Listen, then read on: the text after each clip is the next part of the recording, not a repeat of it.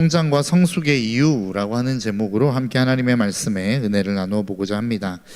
우리나라는 학부모님들의 학구열이 참 대단한 것 같습니다. 세계적으로 봐도 손꼽힐 만큼 학부모님들의 학구열이 뜨겁기로 유명한 나라가 바로 우리나라입니다. 그 결과가 대학 진학률로 나타나는 것 같습니다. 전 세계적으로 대학 진학률이 가장 높은 나라가 우리나라라고 이야기하죠. 그래서 많은 부모님들이 그렇게 시간을 들이고 물질을 들이고 돈을 들여서 아이들을 교육시키는 것에 많은 열정을 쏟는 것이 우리나라입니다. 현실이 이렇다 보니까 웬만한 초등학생들이 저보다 더 바쁜 것 같습니다. 저는 이제 새벽 기도회를 계속 해야 되는 운명과 같은 삶을 살아가는 사람이기 때문에 일어나는 시간은 제가 더 초등학생보다 빠른 것 같아요. 그런데 사실 퇴근해서 돌아가서 그 이후의 삶을 놓고 보면 저보다 초등학생들이 훨씬 바쁜 것 같습니다. 저희 아이들의 이야기를 들어보니까 학원 갔다가 10시쯤 넘어서 들어오는 아이들도 있다는 이야기를 들었어요. 그러니까 여러분 얼마나 바쁘게 사는 겁니까? 매일매일 그렇게 10시가 넘어서 집을 들어온다면 사실 저는 초등학생 별로 안 하고 싶을 것 같습니다. 그러니까 오늘날의 초등학생들이 그렇게 힘들고 어려운 시간들을 보내고 웬만한 직장인들보다 바쁜 시간들을 보내고 있다라는 것이죠. 왜 그렇습니까? 정말로 더 많은 교육, 더 질 높은 교육, 그리고 더 양질의 교육들을 받기 위해서 돈과 시간과 에너지를 투자하고 있는 것입니다. 그렇다고 한다면 우리나라의 어떤 교육 체계에 있어서도 전 세계적으로 국가적인 경쟁력을 가지고 있느냐? 조사 결과를 놓고 보면 그러한 경쟁력, 교육 체계에 있어서의 경쟁력만큼은 그렇게 높지 않다라고 하는 분석이 있습니다.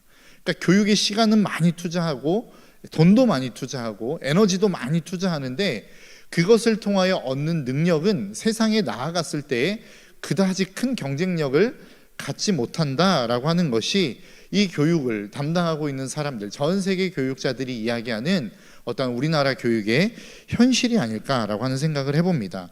그렇다면 왜 이런 결과가 일어나는가라고 하는 겁니다. 그만큼 돈도 많이 투자하고 시간도 많이 투자하고 에너지도 많이 투자하는데 왜 그 교육에 대한 경쟁력은 갖추고 있지 못한가라고 하는 것이죠. 교육에 대해서 많이 고민하는 많은 분들에 대해 이야기들이 그렇습니다.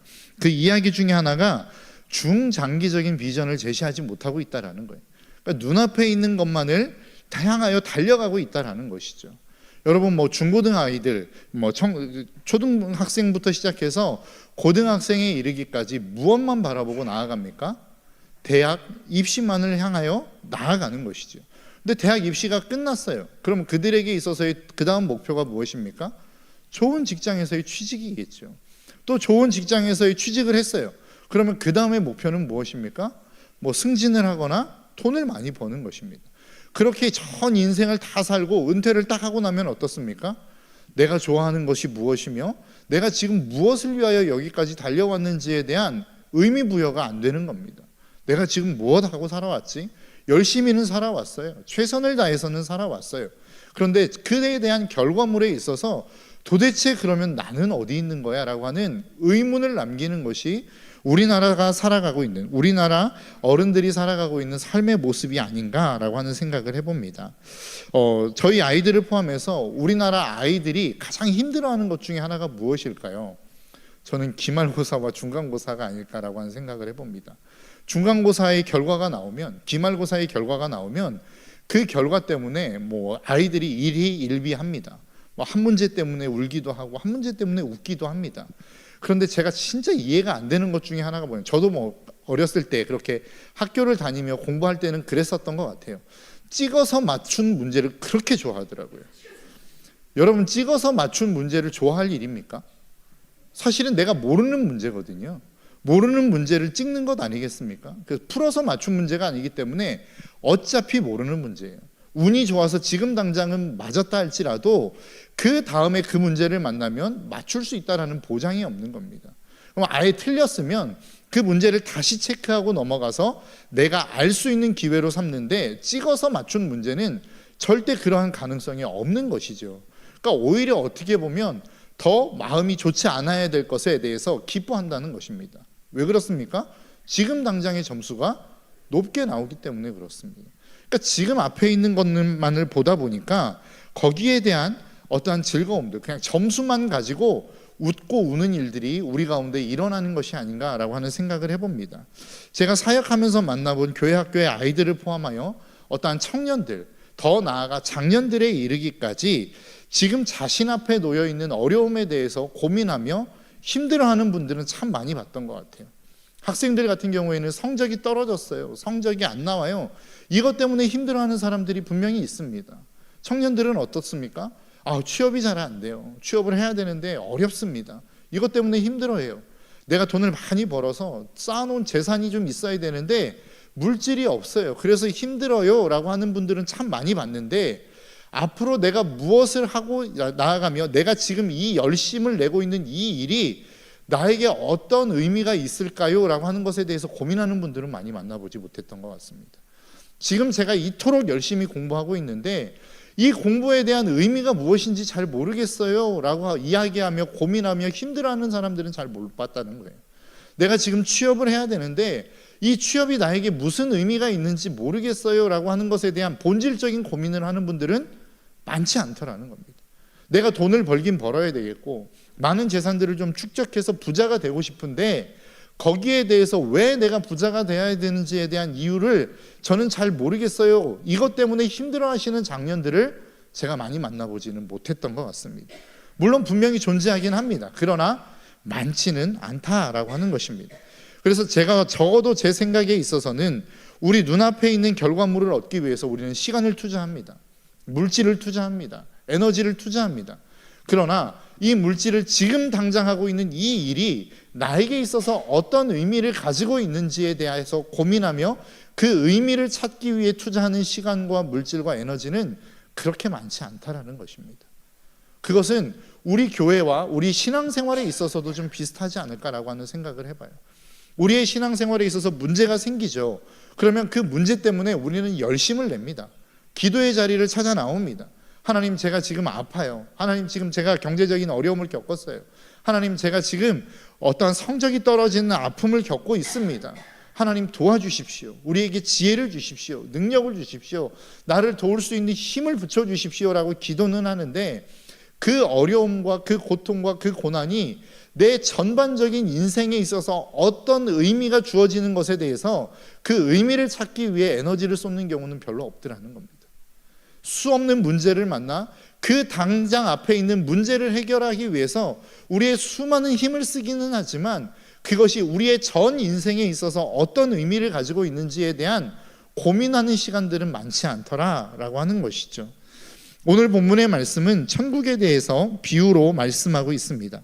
더 나아가 천국이 세워지는 곳에 어떤 일들이 일어나는지에 있어서 말씀하고 있는 내용입니다. 오늘 본문을 통해 우리는 그 천국을 누리고 있는 우리의 삶이 어떠해야 되는지에 대해서 좀 한번 고민해보고 생각해보는 시간들을 좀 가졌으면 좋겠습니다. 첫 번째로 천국이 가지는 특징이 있는데 그 첫 번째의 특징은 작은 것으로부터 시작한다라는 것입니다. 오늘 본문 31절과 32절의 말씀입니다. 또 비유를 들어 이르시되 천국은 마치 사람이 자기 밭에 갖다 심은 겨자씨 하늘 같으니 이는 모든 씨보다 작은 것이로되 자란 후에는 풀보다 커서 나무가 되매 공중의 새들이 와서 그 가지에 깃들이느니라 라고 이야기합니다. 그러니까 천국은 자기 밭에 갖다 심은 겨자씨 하늘로 비유하고 있는데 그 겨자씨의 특징이 뭐라는 거예요? 작다라는 겁니다. 다른 어떤 씨보다도 작은 씨다라고 오늘 본문은 그 겨자씨에 대해서 말씀하고 있습니다. 여러분, 옛말에 그런 말이 있죠. 될성 부른 나무는 떡잎부터 알아본다. 그 이야기가 무엇입니까? 이미 그 사람 어렸을 때의 재능이나 능력치를 보면 그 인물이 어느 정도까지 성장해 갈 수 있는지가 보인다는 것 아니겠습니까? 그러니까 거기에 대해서 전제하고 있는 내용이 뭐예요? 어떠한 사람이 위대한 일을 하기 위해서는 위대한 능력을 갖추어야 된다라고 하는 것이 전제 아니겠습니까? 너 위대한 인물이 되고 싶어? 될성 부른 나무가 되고 싶어? 그러면 그 떡잎이 커야 돼 라고 이야기하는 거예요. 너 위대한 인물이 되고 싶어? 그럼 네가 가지고 있는 게 많아야지. 재능이 있거나 아니면 힘이 있거나 부모를 잘 만났거나 네 시작점부터가 달라야 돼 라고 이야기하는 거란 말이에요. 여러분, 기업이 사람을 채용하는 부분도 비슷하지 않습니까? 기업이 사람을 채용할 때 어떤 사람을 채용합니까? 다른 사람보다 능력이 출중한 사람을 뽑으려고 하겠죠. 더 많은 사람보다 앞서가는 사람을 뽑으려고 할 것입니다. 그 능력이 검증이 안 됐다면 어떻습니까? 그 능력을 가질 수 있을 만한 가능성이라도 있는 사람을 뽑을 것 아니겠어요? 그것이 세상이 사람을 뽑는 기준입니다. 인재를 선택하는 기준이라는 거예요. 그래서 어떠한 돈 많은 기업들은 출발선이 다른 거예요. 왜냐하면 더 유능한 사람들을 데리고 일을 시작하기 때문에 그렇습니다. 그렇기 때문에 더 많은 성과를 내고 더 많은 돈을 벌 수밖에 없는 것이죠. 그런데 참 안타까운 것 중에 하나가 뭐냐면 천국도 우리는 그렇다고 생각합니다. 하나님이 우리를 쓰실 때에, 하나님이 우리를 부르실 때에, 하나님이 우리를 사용하실 때에 뭔가 그래도 내가 특별한 게 있어야겠지. 내가 무엇인가 좀 잘난 맛이 있어야 되겠지. 그래도 다른 사람들보다 재능이 없고 능력이 없어도 뭐 정결함이나 거룩함이라도 좀 있어야 되는 거 아니야? 라고 하는 생각을 우리는 하게 된다는 거예요. 그래서 하나님이 우리를 쓰시겠다라고 이야기할 때, 하나님이 당신을 쓰십니다라고 이야기할 때 그 말을 우리가 쉽게 수용할 수 없는 이유 중에 하나가 뭐냐면 나 자신을 보기 때문입니다. 나는 그 정도가 안 되는데, 나는 그 정도의 깜이 아닌데, 나는 그 정도의 힘이 없는데 라고 생각하기 때문에 그 하나님의 부르심 앞에 순종하기가 쉽지 않은 거라고요. 그런데 천국의 특징이 무엇입니까? 작은 것에서 시작하는 것입니다. 그 무엇보다도 작은 것에서부터 시작하는 것, 이게 천국의 특징이라는 거예요. 우리가 전도하다 보면, 아니면 교회 안에서 어떤 일꾼들을 세우다 보면 가장 많이 하는 이야기가 뭐예요? 저는 능력이 없어요. 그럴 만한 재주가 안 돼요. 그럴 만한 깜이 아니에요. 이런 이야기를 많이 하지 않습니까? 괜찮습니다. 깜이 안 돼도 괜찮아요. 하나님이 그런 사람들을 시작으로 하나님의 나라를 시작하시겠다는 거예요. 천국을 시작하시겠다는 거예요. 우리는 그것을 하나님의 능력을 믿고 내 아무것도 아닌 겨자씨 하나와 같은 내 인생을 하나님 앞에 올려드리는 것, 이게 우리의 신앙의 시작이요 믿음의 시작이라는 것입니다. 그래서 누가복음 9장 23절에서 우리의 신앙의 시작을 이렇게 말씀하고 있어요. 또 무리에게 이르시되 아무든지 나를 따라오려거든 자기를 부인하고 날마다 제 십자가를 지고 나를 따를 것이니라. 주님이 자기를 따라오겠다라고 하는 수많은 무리들에게 나를 따를 수 있는 하나의 조건을 제시하고 있는데 그게 뭐예요? 자기 부인입니다. 자기 부인이라는 게 무엇입니까? 나는 아무것도 아닙니다. 나는 능력이 없습니다. 나는 아무런 힘도 없습니다 라고 하는 자기 연약함의 고백 아닙니까? 이게 자기 부인이라고요. 하나님, 주님이 나를 부르셔서 내가 따라가기는 하는데 나는 주님을 따라갈 만한 깜이 아니에요. 나는 주님을 따라갈 만한 능력도 없어요. 그런 에너지도 안 돼요 라고 고백하는 것이 자기 부인이란 말입니다. 그런데 하나님을 따라가는, 주님을 따라가는 그 따라감의 첫 시작의 스타트, 그 가장 처음이자 마지막인 조건이 그 자기 부인이라는 것입니다. 그래서 이게 안 되는 사람은 천국을 이루어갈 수 없는 거예요. 날마다 자기를 보는 거예요. 자기의 한계체에서 벗어나지 못하는 것입니다. 나는 이 정도밖에 안 되는데, 내가 할 수 있는 일과 할 수 없는 일을 구분지어 하나님의 명령과는 상관없이 내 스스로가 내가 할 일과 하지 말아야 될 일을 구분지어 버리더라는 것이죠. 그러니까 하나님의 나라를 경험하지 못하는 것입니다. 여러분 꼭 기억하십시오. 하나님 나라의 특징은 겨자씨 한 알에서 시작하는 것입니다. 가장 작은 것에서부터 시작하는 것입니다. 그래서 하나님이 여러분들을 부르실 때에, 하나님이 여러분들을 쓰시겠다 할 때에 여러분들을 바라보지 마십시오. 여러분들의 능력을 바라보지 마십시오. 하나님을 바라보시고 그 겨자씨를 키우시겠다라고 말씀하시는 그 하나님의 약속의 말씀을 붙들고 나아가시는 저와 여러분들이 되셨으면 좋겠습니다. 두 번째, 천국의 특징이 있는데 그게 무엇이냐면 겨자씨의 주인이 자기 밭에다 갖다 심었다는 겁니다. 그 겨자씨 하나를 가져다가 다른 데 심은 게 아니에요. 자기 밭에다가 갖다 심었습니다. 그렇다고 한다면 이것을 비유적으로 이야기하는데 우리가 잘 아는 것처럼 그럼 이 겨자씨를 갖다 심은 분은 누구일까요? 하나님이시겠죠. 그 하나님이 우리를 자기 밭에 심으신 겁니다. 그럼 여러분들은 어디에 심겨져 계십니까? 여러분들의 가정에 심겨 계시겠죠. 그리고 이 신덕교회에 심겨져 계실 것입니다. 직장인들이라고 한다면 그 직장에 여러분들이 심겨져 계실 것입니다. 그것이 하나님이 여러분들을 심은 하나님의 밭이라고 하는 사실을 잊지 않으셨으면 좋겠습니다. 우리가 착각하는 것 중에 하나가 무엇이냐면 하나님을 찬양하는 장소만 하나님의 통치와 하나님의 다스림이 있다고 우리는 착각합니다. 그런데 하나님의 전능하심과 하나님의 통치는 그렇지 않아요. 하나님을 믿지 않는 사람들도 하나님은 통치하고 계시고, 그 하나님을 부인하는 사람들까지도 하나님은 하나님의 통치의 영역을 가지고 계신다라고 하는 사실을 우리가 잊지 않았으면 좋겠습니다. 여러분들의 삶의 자리가 하나님을 믿지 않는 사람들이 있습니까? 여러분들의 가족들이 하나님을 믿지 않습니까? 여러분들의 직장의 생활 가운데 그 직장에서 함께 직장 생활하는 사람들이 하나님을 믿지 않습니까? 거기가 하나님의 밭이라는 거예요. 그래서 그곳 가운데 하나님이 열매 맺기 위해서 여러분들을 그 밭에다 갖다 심으셨다라는 사실을 잊지 않으셨으면 좋겠어요. 여러분, 하나님은 우연이 없습니다. 어떻게 하다가 재수 없이 내가 이 직장에 와서, 재수 없이는 없어요. 하나님이 여러분들을 찝어다가 그 밭에다 심으신 겁니다. 나는 재수 없이 왜 이런 가정에 태어나서, 재수 없어서가 아니에요. 하나님이 여러분들을 그 가정에서 심으신 것입니다. 그래서 그 가정을 통해서, 그 밭에서 하나님은 하나님의 역사와 하나님의 일을 보기를 원하시는 거예요. 누구를 통해서? 저와 여러분들을 통해서. 그래서 우리는 잊지 말아야 됩니다. 여러분들이 서 있는 그 자리는 우연히 서 있는 게 아닙니다. 그냥 살다 보니까, 어쩌다 보니까 그 자리에 있는 것이 아닙니다. 우리의 자녀들도 마찬가지예요. 어쩌다 보니까 태어난 자녀들이 아니에요. 하나님이 우리 가정에 가져다 심으신 것입니다. 그래서 가장 소중하고 가장 아름답게 키워야 될 그들이 바로 우리의 자녀들이라는 사실을 우리는 잊지 마셔야 됩니다.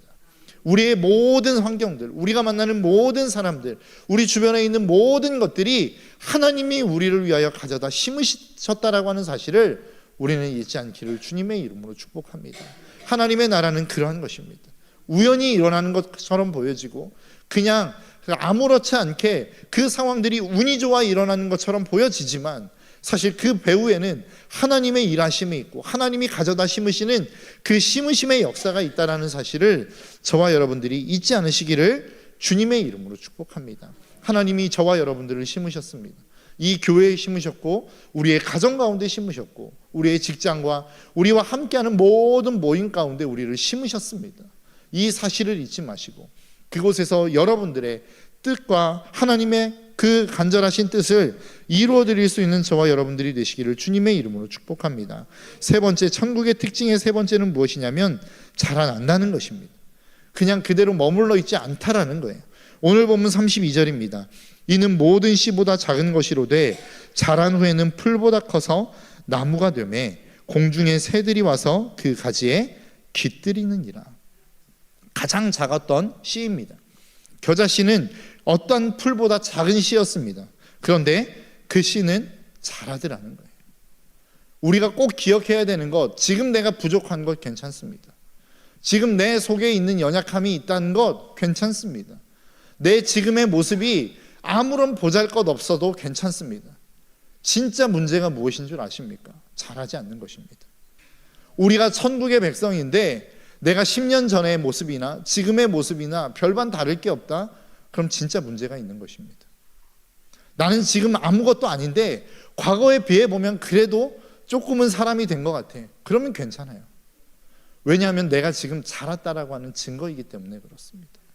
그런데 진짜 문제는 그냥 5년이 지나고 10년이 지나고 20년이 지나도 그 모습 그대로 한결같은 모습으로 살아가는 그 모습이 진짜 문제라는 겁니다. 왜냐하면 천국은 자라는 나라이기 때문에 그렇습니다. 겨자씨 하나가 땅에 심겼어요. 아무것도 아닌 것 같아 보였어요. 그런데 그 씨가 자라기 시작하는 것 아닙니까? 풀보다 커지더니 이제는 나무들의 새들이 깃들일 정도로 큰 나무가 되어버린 것, 이게 천국의 모습인 것을 저와 여러분들이 잊지 않으셨으면 좋겠습니다. 그래서 에베소서 4장 13절은 이렇게 말씀합니다. 우리가 다 하나님의 아들을 믿는 것과 아는 일에 하나가 되어 온전한 사람을 이루어 그리스도의 장성한 분량이 충만한 데까지 이르리니 라고 이야기합니다. 그러니까 하나님은 우리가 자라가기를 원하시는데 어디까지 자라가기를 원하신다는 거예요? 그리스도의 장성한 분량이 충만한 데까지 자라가기를 원하신다라고 말씀하고 있습니다. 이것을 베드로후서 1장 4절은 이렇게 말씀해요. 이로써 그 보배롭고 지극히 큰 약속을 우리에게 주사 이 약속으로 말미암아 너희가 정욕 때문에 세상에서 썩어질 것을 피하여 신성한 성품에 참여하는 자가 되게 하려 하셨느니라. 하나님의 성품에 참여하는 자, 하나님의 성품을 가진 자로서 그 삶의 자리까지 자라갈 수 있도록 하나님은 저와 여러분들이 자라가기를 소망하고 계신다는 겁니다. 그래서 우리는 날마다 점검해야 됩니다. 나는 어제보다 오늘 더 나은 삶, 성장한 삶을 살고 있는가? 어제보다는 더 괜찮은 오늘을 살아가고 있는가? 날마다 우리의 삶에 우리의 모습을 들춰보아야 된다는 거예요. 그래서 날마다 우리가 말씀을 읽는 이유가 뭐예요? 기도하는 이유가 무엇이냐는 거예요. 우리의 자신을 바라보며 어제보다 나은 오늘의 삶을 살기 위해서 우리는 우리의 모습을 말씀을 통하여, 기도를 통하여 자꾸 우리의 모습을 비춰보는 것 아닙니까? 여러분, 거울 어제 봤으니까 오늘 안 봐도 되나요? 거울 어제 봤으면 일주일 동안 거울 안 봐도 되는 것입니까? 아니죠. 오늘 봤으면 내일도 봐야 돼요. 오늘 머리를 만졌는데 저희 아내와 아이들이 아빠 머리가 좀 이상한데 얼굴이 커 보여, 엄청 큰 것 같아, 이래서 계속 거울이 봐지더라고요.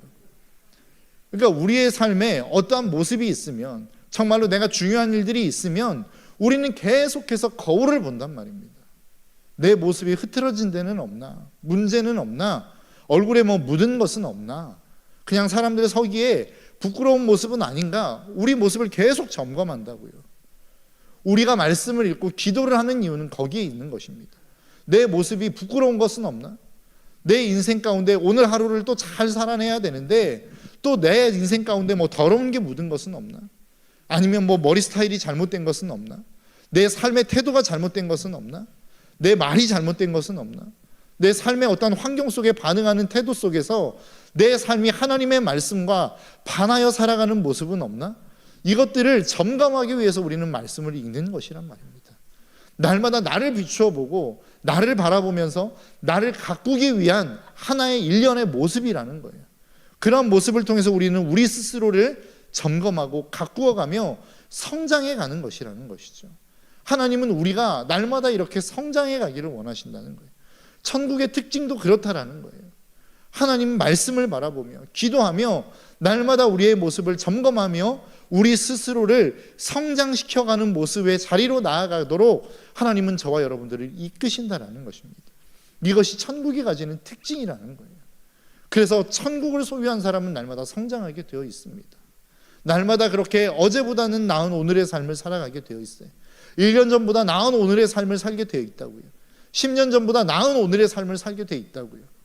그런데 내가 비추어 봤을 때 사람들도 똑같아요. 야, 너는 10년 전이나 지금이나 변한 게 없어. 여러분, 욕입니다.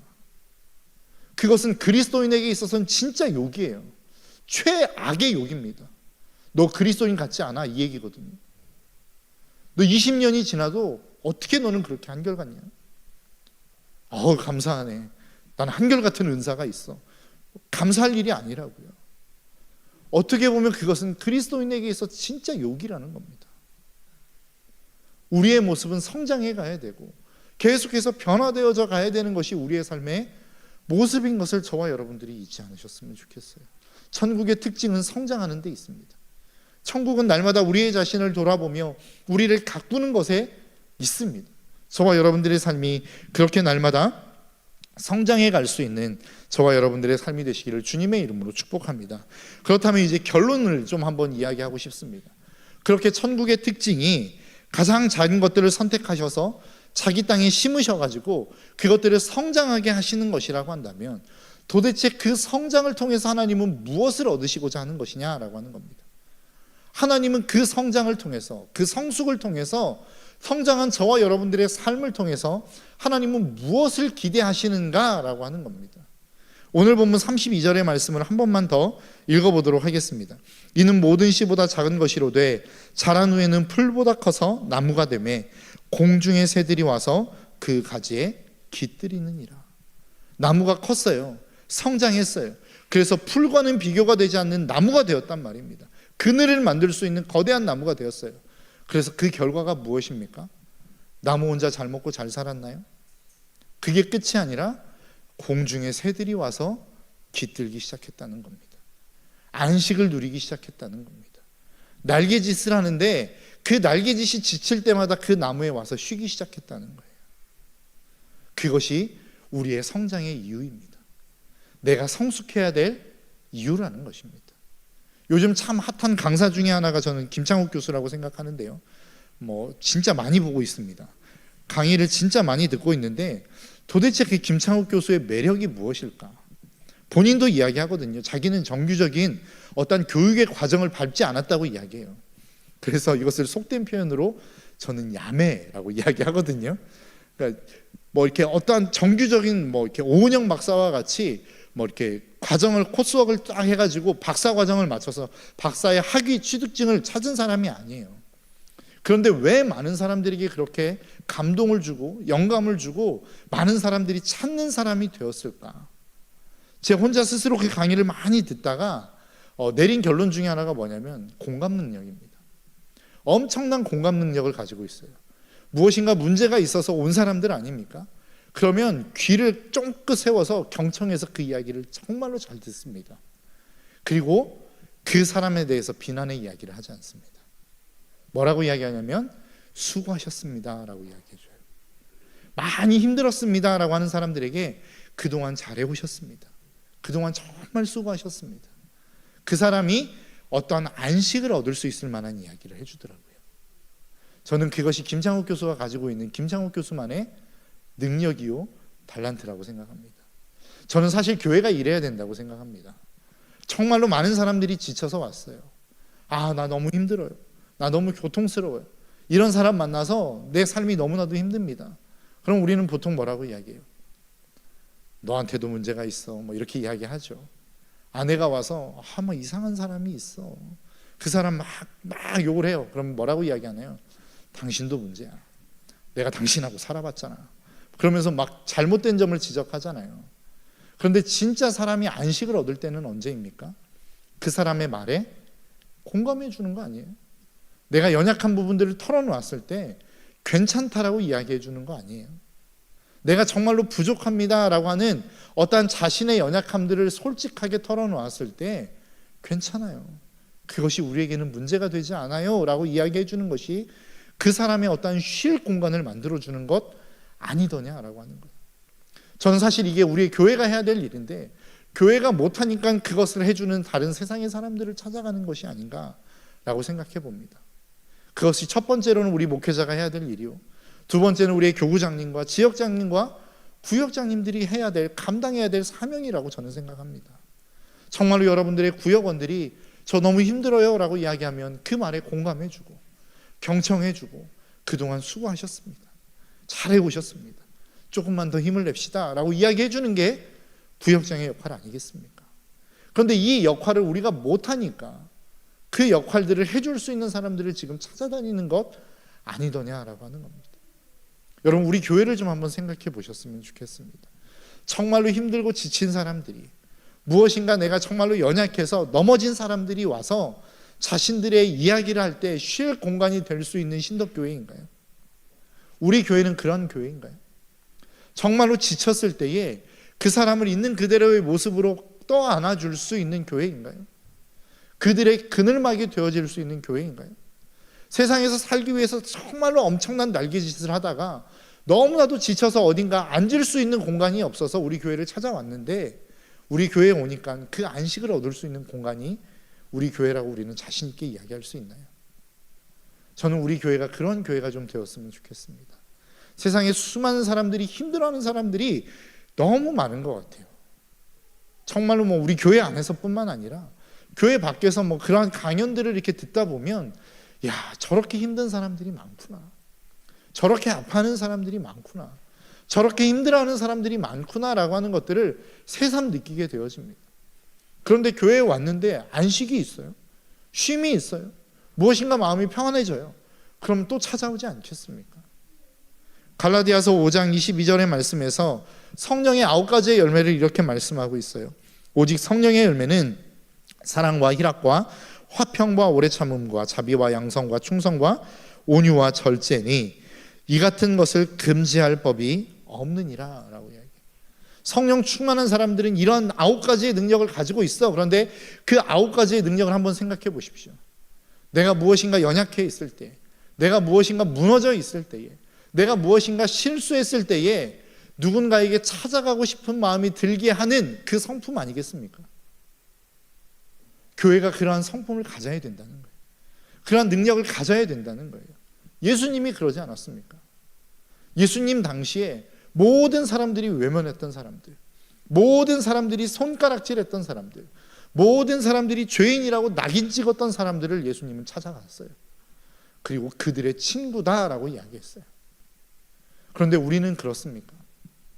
우리도 주님처럼 모든 사람들이 손가락질해요. 손가락질하는 그 사람들을 향하여 내가 찾아가 그 사람들의 친구가 되어주고 있는가라고 하는 겁니다. 모든 사람들이 다 죄인이라고 낙인 찍었어요. 그 사람 더럽다라고 낙인 찍어버렸어요. 아무도 그 사람에게 찾아가려고 하지 않아요. 그런데 나는 거기 가서 친구가 되어주기 위해 그 사람을 찾아가고 있는가라고 하는 겁니다. 저는 예수님이 우리를 향하여 소망하는 것이 그런 것이라고 생각합니다. 정말로 아무도 돌아보지 않는 사람, 그 어떤 곳에서도 쉼을 얻을 수 없는 사람들, 그래서 인생의 마지막을 이제 준비하는 사람들, 그 사람들을 찾아가서 그 사람들의 친구가 되어주는 것, 이게 하나님이 저와 여러분들의 인생 가운데 소망하고 기대하는 것이 아닌가라고 하는 생각을 해봅니다. 여러분, 어머니의 사랑을 좀 한번 생각해 봤으면 좋겠습니다. 어머니의 사랑은 어떤가요? 자식이 잘못하면 호적에서 그 이름을 파버리나요? 너 이렇게 잘못했으니까 네 이름 파버릴 거야. 너 이거 잘못했으니까 이제는 파버릴 거야. 너 기회 한 번만 더 줘. 마지막이야. 이제 더 이상 그것들을 잘못하면 이제 진짜 너하고 나하고는 끝이야. 이런 어머니가 계신가요? 여기에 계신 어머니들도 수많은 아이들의 잘못과 어려움들과 실수들을 떠안으면서 오셨잖아요. 그래서 후회되십니까? 그 아이들을 그렇게 떠안고 와서, 여러분들의 자녀들을 그렇게 떠안고 와서 여러분들의 자녀들이 성장한 그 모습을 보니까 괴로우신가요? 후회가 되시나요? 아, 내가 그때 떠안지 말았어야 되는데, 그 아이의 안식처가 되어주지 말았어야 되는데 라고 하는 후회가 되시나요? 아니죠. 그런 실수와 어려움을 다 이겨내고 그렇게 잘 성장한 아이를 보면 뿌듯하시잖아요. 자랑스럽지 않으십니까? 저는 하나님이 우리를 향하여 요구하시는 게 그런 거라고 생각합니다. 그때 당시 품는 거는 쉽지 않겠죠. 어렵겠죠. 고통스러울 것입니다. 그런데 그렇게 품어놓고 난 다음에 그 사람이 성장해서 위대한 사명을 감당하는 그 모습을 보면 여러분 뿌듯하지 않겠어요? 여러분, 그것이 하나님 앞에서 여러분들의 자랑이 되지 않겠어요? 지금 당장에 눈앞에 있는 어려움이 있다고 해서 내가 그것을 품지 않으려고 하면 위대한 인물도 탄생할 수 없었던 것처럼, 내가 우리의 아이의 실수를 용납하지 않고 그것으로 말미암아 그 아이와 나의 인연을 끊어버렸다고 한다면 그 아이의 성장과 그 아이의 위대함은 있을 수 없었던 것처럼 우리의 인생도 마찬가지라고 저는 생각합니다. 하나님이 저와 여러분들을 향하여 기대하는 것, 하나님이 저와 여러분들을 향하여 소망하는 것, 우리를 그토록 성장시키시기를 원하시는 이유는 저는 여기에 있다고 생각합니다. 세상 그 어떤 누구도 품을 수 없는 사람들을 품도록 하는 것, 그 어떠한 사람도 용납할 수 없는 그 사람을 용납하게 만들어서 그 사람의 쉴 곳을 찾아 만들어주게 하는 것, 이것이 하나님이 저와 여러분들을 향하여 기대하는 것이라고 생각합니다. 이것을 통해서 정말로 위대한 수많은 일꾼들을 만들어낼 수 있는 우리 신덕교회가 될 수 있었으면 좋겠습니다. 100주년을 향하여 달려가는 우리 신덕교회, 그래서 그 100주년을 향하여 우리가 자랑할 수 있는 게 무엇이냐라고 이야기했을 때에, 야, 자라온 저 사람들을 봐라, 신덕교회를 거쳐온 저 사람들을 봐라, 저 사람들이 얼마나 위대한 인물이 되었느냐, 처음부터 그랬던 거 아니야 라고 이야기하면서 추억을 이야기할 수 있는 교회가 좀 될 수 있었으면 좋겠어요. 야, 저 아이 뭐 장난 아니었어. 이웃율 막 금요 심야에 기도 와가지고 막 앞에 왔다 갔다 하면서 소리 지르고 그랬어. 근데 저렇게 됐다. 이러한 모습들, 이런 간증거리들, 이런 이야기를 만들어낼 수 있는 우리 교회가 좀 될 수 있었으면 좋겠습니다. 이것은 그냥 되지 않습니다. 품음이 있어야 되고 그 안에 안식이 있어야 됩니다. 힘들고 어려운 사람들을 안아줄 수 있는 넉넉한 마음이 있을 수 있어야 됩니다. 이 일들을 위해서 우리 함께 성장했으면 좋겠습니다. 성숙해지셨으면 좋겠습니다. 그래서 더 많은 사람들을 품을 수 있는 교회, 어떤 사람이 와도 그 사람들을 품어낼 수 있는 교회가 될 수 있었으면 좋겠습니다. 저는 그러한 우리의 모습을 갖추게 되면 하나님이 우리를 통하여 더 놀라운 역사를 이루어 가실 거라고 믿습니다. 이 일들을 위해서 우리가 함께 기도하며 함께 애쓰며 나아가는 저와 여러분들의 삶이 됐으면 좋겠습니다.